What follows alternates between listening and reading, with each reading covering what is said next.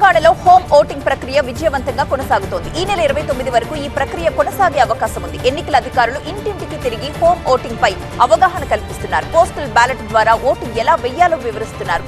80 ఏళ్లు దాటిపోయిన వృద్ధులు, దివ్యాంగులు ఇంటి నుంచే ఓటేస్తున్నారు. పోస్టల్ బ్యాలెట్ ఓటు కోసం ఇప్పటికే 44,000 మందికి పైగా 12D ఫామ్ కోసం దరఖాస్తు చేసుకున్నారు. వీరిలో 28,000 మందికి పైగా పోస్టల్ బ్యాలెట్ ఓటు సౌకర్యం లభించే అవకాశం ఉంది. తెలంగాణలో నామినేషన్ల ప్రక్రియ సజావుగా ముగిసిందన్నారు ఎన్నికల అధికారి వికాస్ రాజ్. పోలింగ్ తో పాటు కౌంటింగ్ కోసం ఏర్పాట్లు చేస్తున్నట్లు చెప్పారు.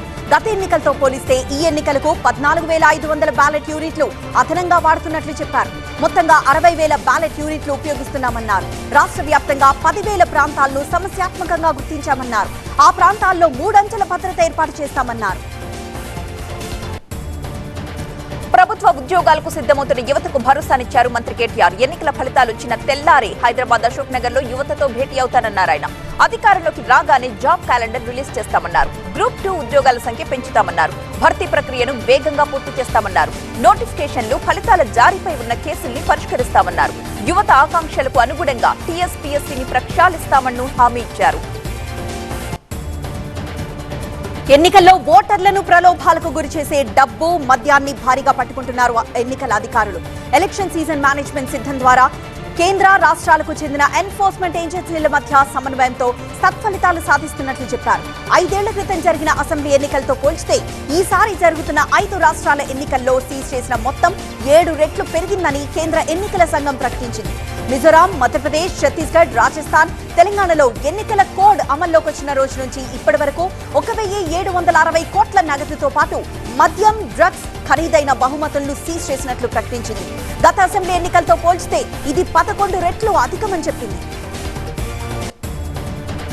తెలంగాణ ఎన్నికలకు పోలింగ్ గడువు 10 రోజులే ఉండడంతో బీజేపీ మరింత స్పీడ్ పెంచింది. ఇప్పటికే ప్రధాని మోదీ, పార్టీ చీఫ్ నడ్డాతో ప్రచారం చేసిన బీజేపీ ఇవాళ మరో కేంద్ర మంత్రిని రంగంలోకి దింపుతోంది. నిర్మలా సీతారామన్తో జూబ్లీహిల్స్ లో ప్రచారానికి సిద్ధమైంది. మరొక వైపు మహారాష్ట్ర డిప్యూటీ సీఎం దేవేంద్ర ఫడ్నవీస్ ముషీరాబాద్ లో ప్రచారానికి వస్తున్నారు. పోలింగ్ సమయం దగ్గర పడడంతో బీఆర్ఎస్ కు పోటీగా ప్రచారం ముమ్మరం చేశారు రేవంత్. సీఎం కేసీఆర్ ఇవాళ మధిర, వైరా, డోర్నకల్, సూర్యాపేటలో ప్రజాశీర్వాద సభలకు హాజరవుతున్నారు. రేవంత్ రెడ్డి ఉమ్మడి మహబూబ్ నగర్ జిల్లాల్లో పర్యటించి వనపర్తి, నాగర్ కర్నూల్, అచ్చంపేటలో జరిగే బహిరంగ సభల్లో ప్రసంగిస్తారు. అటు మంత్రి కేటీఆర్ సిరిసిల్ల, హైదరాబాద్ తో పాటు మెదక్, దుబ్బాక, జహీరాబాద్, ముస్తాబాద్ లో ప్రచారానికి రెడీ అయ్యారు. జనగామ మండలం గానుగు పహాడ్, ఎర్రగుంట తండాలో గడప గడపకు కలిగి తిరిగారు బీఆర్ఎస్ నేతలు. పల్లా రాజేశ్వరరెడ్డికి మద్దతుగా స్టేషన్ ఘన్పూర్ ఎమ్మెల్యే ఆడపడుచులతో కలిసి చిందులేస్తూ ప్రభుత్వ సంక్షేమ పథకాల్ని వివరించారు. మహిళలతో కలిసి కోలాటం వేశారు. పల్లా రాజేశ్వరరెడ్డి, ఎమ్మెల్యే రాజయ్య ఓటర్ల నృత్యాన్ని ఆసక్తిగా గమనించారు స్థానికులు. తెలంగాణతో పాటు ఏపీలోనూ ఎన్నికల వేడి రాజుకుంది. ఇప్పటికే ఓటరు జాబితాలో అవకతవకలు జరిగాయని ఆరోపిస్తున్న తెలుగుదేశం పార్టీ ఇవాళ కేంద్ర ఎన్నికల సంఘంతో భేటీకి సిద్ధమైంది. అచ్చెన్నాయుడు, యనమలతో పాటు కీలక నేతలు ఢిల్లీకి వెళ్లేందుకు రెడీ అయ్యారు. ఓటర్ జాబితాలో డబుల్ ఎంట్రీ, తొలగింపు వంటి కీలక అంశాలపై అధికారులకు ఫిర్యాదు చేస్తారు. ఏపీలో ఎన్నికలకు మరో 6 నెలలకు పైగా సమయం ఉంది. అందుకోసం పలు అభివృద్ధి పనుల శంకుస్థాపనలు, ప్రారంభోత్సవాల పేరుతో ప్రజలకు దగ్గరయ్యే ప్రయత్నాలు చేస్తున్నారు సీఎం జగన్. రాష్ట్ర వ్యాప్తంగా బీసీ సామాజిక యాత్రతో ఇప్పటికే ప్రజలకు చేరువవుతున్న జగన్ ఇవాళ తిరుపతి జిల్లా పర్యటనకు సిద్ధమయ్యారు. సూళ్లూరుపేటలో పలు అభివృద్ధి పనులకు శంకుస్థాపన, ప్రారంభోత్సవాలు చేశారు. తడ మండలం మాంబట్ట సెజ్ లో ఏర్పాటు చేసిన బహిరంగ సభలో ప్రసంగిస్తారు. చంద్రబాబు బెయిల్ పై సుప్రీంకోర్టుకు వెళ్తోంది ఏపీ సర్కార్. ఇవాళ ప్రభుత్వం తరపున స్పెషల్ పిటిషన్ దాఖలు చేసేందుకు సిద్ధమైంది. స్కిల్ కేసులో హైకోర్టు వ్యవహార శైలిపై పిటిషన్ దాఖలు చేస్తోంది. హైకోర్టు పరిధి దాటి వ్యవహరించిందంటూ పిటిషన్ వేస్తోంది. ట్రయల్ కోర్టులో పెండింగ్ లో ఉన్న అంశాన్ని హైకోర్టు నిర్ధారిస్తూ బెయిల్ ఇవ్వడంపై సిఐడి అభ్యంతరం వ్యక్తం చేసింది. ఇదే అంశంపై న్యాయం కోసం సుప్రీంను ఆశ్రయిస్తోంది. కొల్లు రవీంద్ర బెయిల్ పై ఏపీ హైకోర్టు ఇవాళ విచారణకు సిద్ధమైంది. ఈ కేసులో ఇరుపక్షాల కేసుకు సంబంధించిన అదనపు పత్రాలు కోర్టుకు ఇప్పటికే సమర్పించాయి. చంద్రబాబు పిటిషన్ తో పాటు కొల్లు పిటిషన్ విచారణకు కోర్టు సిద్ధమైంది. పల్నాడు జిల్లా నర్సరావుపేటలో వైసీపీ సామాజిక యాత్ర జోరుగా సాగింది. యాత్రకు మంత్రులు ఆదిమూలపు సురేష్, కారుమూరి, మేరుగ నాగార్జునతో పాటు ఎమ్మెల్యేలు హాజరయ్యారు. సామాజిక న్యాయం అమలులో సీఎం జగన్ ప్రపంచానికి ఆదర్శంగా నిలిచారన్నారు. నా ఎస్సీ, నా ఎస్టీ అంటూ గర్వంగా చెప్పిన సీఎం జగనేనన్నారు. అంబేద్కర్, జ్యోతిరావు పూలే ఆలోచనలకు అనుగుణంగా సామాజిక న్యాయం అమలు చేసింది వైసీపీ సర్కారేనన్నారు. విజయవాడ ధర్నా చౌక్ లో సిపిఐ దీక్ష కొనసాగుతోంది. ఏపీలో కరువు నెలకొన్న సీఎం జగన్ ఏమాత్రం పట్టించుకోవట్లేదంటూ ఆరోపించారు రామకృష్ణ. కరువు ప్రాంతాల రైతుల్ని ఆదుకోవడం లేదన్నారు. కేంద్రానికి కరువు నివేదికలు కూడా పంపట్లేదంటూ విమర్శించారు. కరువుపై ప్రభుత్వం స్పందించకపోతే భవిష్యత్తులో రాష్ట్ర వ్యాప్తంగా ఉద్యమిస్తామని హెచ్చరించారు. తిరుపతిలో వైసీపీ భిక్షాటన చేసింది. తిరుమల వెంకన్న పేరుతో బీజేపీ నేత భానుప్రకాష్ రెడ్డి చేస్తున్న రాజకీయం నీచమైందంటూ వినూత్న నిరసన చేపట్టింది. తిరుపతి అభివృద్ధిని అడ్డుకుంటున్న వారి చర్యలను ఖండిస్తూ భిక్షాటన చేసింది. అభివృద్ధిని అడ్డుకుంటున్న వారికి కమిషన్ ఇస్తామంటూ భిక్షాటన చేసింది. 2014లో టీడీపీ హయాంలో బీజేపీ నేత భానుప్రకాష్ రెడ్డికి టీటీడీ బోర్డు సభ్యుడు ఎలా అయ్యారో అందరికీ తెలుసన్నారు వైసీపీ నేతలు. వైసీపీ హయాంలో తిరుపతి అభివృద్ధిని ఓర్వలేకనే అడుగడుగునా అడ్డుకుంటున్నారని ఆరోపించారు. ప్రకాశం జిల్లా మార్కాపురం కొండారెడ్డి కాలనీకి చెందిన 35 కుటుంబాలు తెలుగుదేశం పార్టీ నుంచి వైసీపీలో చేరాయి. ఎమ్మెల్యే కుందూరు నాగార్జున రెడ్డి వారికి పార్టీ కండువా కప్పి ఆహ్వానించారు. 4.5 ఏళ్లలో జగన్ ప్రభుత్వం అందించిన సంక్షేమమే వైసీపీ పట్ల ఆకర్షితుల్ని చేస్తోందన్నారు ఎమ్మెల్యే. మున్ముందు మరింత మంది పార్టీలో చేరడానికి సిద్ధంగా ఉన్నట్టు చెప్పారు. తిరుపతి శేషాచలం అడవుల్లో ఎర్రచందనం స్మగ్లింగ్ చేస్తున్న వారిని అరెస్ట్ చేశారు టాస్క్ ఫోర్స్ పోలీస్. వారి నుంచి 25 లక్షల రూపాయలు విలువ చేసే 15 ఎర్రచందనం దుంగలతో పాటుగా లారీ, బొలెరో సీజ్ చేశారు.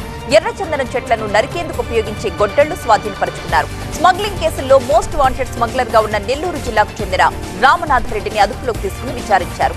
రామనాథరెడ్డిపై ఇప్పటికే 60కి పైగా కేసులున్నట్టుగా చెప్పారు టాస్క్ ఫోర్స్ ఎస్పీ చక్రవర్తి. రంగారెడ్డి జిల్లా అత్తాపూర్ దగ్గర భారీగా నగదును పట్టుకున్నారు పోలీసులు. ఓ ట్రాన్స్పోర్ట్ కంపెనీలో గుట్టు చప్పుడు కాకుండా తరలిస్తున్న 25 లక్షల నగదును స్వాధీనం చేసుకున్నారు ఎస్ఓటీ పోలీసులు. నగదు తరలిస్తున్న వాహనం వివరాలను సేకరించారు. డబ్బు ఏ ప్రాంతానికి తరలిస్తున్నారు, నగదుకు సంబంధించిన వ్యక్తులు ఎవరన్న దానిపై ఆరా తీస్తున్నారు. ఒంగోలులో బీజేపీ రాష్ట్ర కార్యవర్గ సమావేశంలో పార్టీ బలోపేతంపైనే ఫోకస్ పెట్టారు. ఈ భేటీలో 2 ప్రధాన అంశాలపైన తీర్మానాలు చేశారు. రాష్ట్ర రాజకీయాలు, రాష్ట్రంలో ఉన్న కరువు పరిస్థితులపై తీర్మానించారు. కేంద్రం నిధులతో రాష్ట్రంలో అభివృద్ధి, సంక్షేమ పథకాల అమలు జరుగుతోందని తేల్చారు. ఇదే అంశాన్ని క్షేత్రస్థాయిలో ప్రజల్లోకి తీసుకెళ్లి అవగాహన కల్పించాలని పార్టీ శ్రేణుల్ని నిర్దేశించారు. శ్రీకాకుళం టీడీపీ నేత కూన రవికుమార్ పై తీవ్ర స్థాయిలో విరుచుకుపడ్డారు ఏపీ స్పీకర్ తమ్మినేని సీతారాం. తనను మాజీ చేయడానికి కూన రవి ఎవరంటూ విమర్శించారు. ఆముదాల వలస నియోజకవర్గంలో కూన రవి అవినీతితో వేసిన రోడ్లు కొద్ది రోజులకే వర్షాలకు కొట్టుకుపోయాయన్నారు. పొందూరు మేజర్ పంచాయతీ పరిధిలో 5 కోట్ల నిధులతో జల జీవన్ మిషన్ ద్వారా ఇంటింటికి తాగునీరు పనులకు శంకుస్థాపన చేసి మాట్లాడారు. జల్ జీవన్ మిషన్ పైలాన్ను ఆవిష్కరించారు. ప్రకాశం జిల్లా కోమటికుంట దగ్గర టైర్ పేలి తుఫాన్ వాహనం బోల్తా పడింది.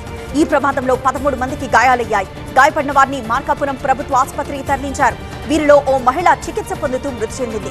గాయపడిన వారంతా మహారాష్ట్ర షోలాపూర్ కు చెందిన వారిగా గుర్తించారు పోలీసులు. శ్రీశైలం దైవ దర్శనానికి వెళ్లి వస్తుండగా ఈ ప్రమాదం జరిగింది. ప్రకాశం జిల్లా త్రిపురాంతకం ఏవో ఆఫీసులోకి పాము దూరింది. 6 అడుగుల పొడవున్న భారీ పాము ఉద్యోగులు చూస్తూ ఉండగానే కిటికీలో నుంచి వచ్చింది. హడలిపోయిన ఉద్యోగులు ఒక్కసారిగా భయంతో బయటకు పరుగులు పెట్టారు. వెంటనే ఫారెస్ట్ అధికారులకు సమాచారం అందించారు. స్నేక్ క్యాచర్ రికార్డు పుస్తకాల మాటున నక్కిన పాముని చాకచక్యంగా పట్టుకోవడంతో ఉద్యోగులంతా ఊపిరి పీల్చుకున్నారు. హైదరాబాద్ లో బంగారం, వెండి ధరలు స్థిరంగా కొనసాగుతున్నాయి. 3 రోజులుగా ధరల్లో పెద్ద మార్పులు లేవు. 24 క్యారెట్ల 10 గ్రాముల బంగారం ధర 61,640 రూపాయలు పలుకుతుండగా 22 క్యారెట్ల 10 గ్రాముల బంగారం ధర 56,500 రూపాయలుగా ఉంది. కిలో వెండి ధర 79,000 రూపాయలు పలుకుతోంది. రాజస్థాన్ లో కాంగ్రెస్ నేతల కుమ్ములాటపై మాట్లాడుతున్న ప్రధాని మోదీ తమ ముఖ్యమంత్రి అభ్యర్థిని ఎందుకు ప్రకటించడం లేదని ప్రియాంక గాంధీ ప్రశ్నించారు. తమ పార్టీ నేతలు కలిసికట్టుగా పనిచేస్తున్నారని, చెల్లాచెదురైన తమ పార్టీ సంగతి చూసుకోవాలని సలహా ఇచ్చారు. అభివృద్ధి చేయని బీజేపీ నాయకులు ఓట్ల కోసమే ఎన్నికల సమయంలో కుల మతాల గురించి మాట్లాడుతున్నారంటూ ప్రియాంక చెప్పారు. రాజస్థాన్ లో గెలుపు తమదేనంటూ ధీమాగా ఉన్న కమలనాథులు రోడ్ షోలో జోష్ నింపుతున్నారు. ప్రధాని మోదీ బికనేర్ లో భారీ రోడ్ షో చేపట్టారు. ఓపెన్ టాప్ జీప్ లో 4.5 కిలోమీటర్ల పాటు ప్రజలకు అభివాదం చేసుకుంటూ రోడ్ షో కొనసాగించారు. ఈ నెల 25న రాజస్థాన్ లో అసెంబ్లీ పోలింగ్ నిర్వహిస్తారు. ప్రధాని మోదీ తరచుగా చెప్పే మాటల్ని ఈ మధ్య మానేశారంటూ కాంగ్రెస్ జాతీయ అధ్యక్షుడు ఖర్గే చెప్పారు. విదేశాల నుంచి నల్లధనాన్ని తీసుకొచ్చి అందరి అకౌంట్లలో 15 లక్షల రూపాయలు వేస్తానని చెప్పేవారని, అప్పుడు ఇది వినిపించట్లేదని అన్నారు. ఏడాదికి 2 కోట్ల ఉద్యోగాలు, రైతుల ఆదాయాన్ని రెట్టింపు చేస్తామంటూ ప్రతి చోట చెప్పేవారని, ఇవన్నీ ఇప్పుడు జరిగాయా అంటూ ప్రశ్నించారు ఖర్గే. ఆమ్వే కేసులో ఈడీ ఛార్జ్షీట్ దాఖలు చేసింది. సంస్థ గొలుసుకట్టు విధానంలో ఆమ్వే 4050 కోట్ల మోసానికి పాల్పడినట్లు అభియోగాలు మోపింది. 2859 కోట్ల రూపాయల డివిడెండ్, రాయల్టీ విదేశీ బ్యాంకులో ఉన్నట్లు ఈడీ గుర్తించింది. ఇప్పటికే 757 కోట్ల ఆస్తులను ఈడీ అటాచ్ చేసింది. ఇద్దరు మైనర్లపై లైంగిక దాడుల కేసులో 4 రోజుల కిందట విడుదలైన శివమూర్తి మురుగ శరణాలు స్వామీజీని మళ్లీ పోలీసులు అరెస్ట్ చేశారు. పోక్సో కేసులో అరెస్ట్ అయి బెయిల్ పొందిన ఆయన మొన్నే రిలీజ్ అయ్యారు. కానీ మరొక కేసులో మాత్రం ఆయనకి బెయిల్ దక్కలేదు. దీంతో కర్ణాటకలోని చిత్రదుర్గ పోలీసులు ఆయన్ని అదుపులోకి తీసుకున్నారు. జమిలి ఎన్నికలకు ప్రతి రాజకీయ పార్టీ ఏదో ఒక దశలో మద్దతు తెలిపిందని మాజీ రాష్ట్రపతి రామ్నాథ్ కోవింద్ అన్నారు. దేశ హితం కోసం అన్ని పార్టీలు జమిలికి మద్దతివ్వాలని కోరారు ఆయన. 1 నేషన్ 1 ఎలక్షన్ల మీద ప్రభుత్వానికి తాము త్వరలో నివేదిక సమర్పిస్తామని రామ్నాథ్ కోవింద్ యూపీలోని రాయ్బరేలీలో చెప్పారు. ఖలిస్తాన్ ఉగ్రవాది పన్నూన్ మీద ఎన్ఐఏ కేసు నమోదు చేసింది. భారతీయులు ప్రయాణించే ఎయిర్ ఇండియా విమానాన్ని పేల్చేస్తామంటూ మొన్న మధ్య ఆయన హెచ్చరించారు. ఈ వ్యాఖ్యల ఆధారంగా పన్నూన్ మీద ఎన్ఐఏ కేసు నమోదు చేసింది. రాజస్థాన్ లో మహిళలపై దాడులు అంటూ బీజేపీ చేసిన విమర్శలకు కాంగ్రెస్ బలమైన కౌంటర్ ఇస్తోంది. రేప్ కేసుల్లో శిక్షలు యూపీతో పోల్చితే రాజస్థాన్లోనే ఎక్కువ అని కాంగ్రెస్ నేత సుప్రియా శ్రీనాథే చెప్పారు. రాజస్థాన్ రేప్ కేసుల్లో 48% వాటిల్లో శిక్షలు పడితే జాతీయ సగటు 28% అన్నారామె. యూపీలో హత్రాస్, లిఖింపూర్, ఉజ్జయిన్ ఘటనల గురించి మాట్లాడాల్సి వస్తోందన్నారు.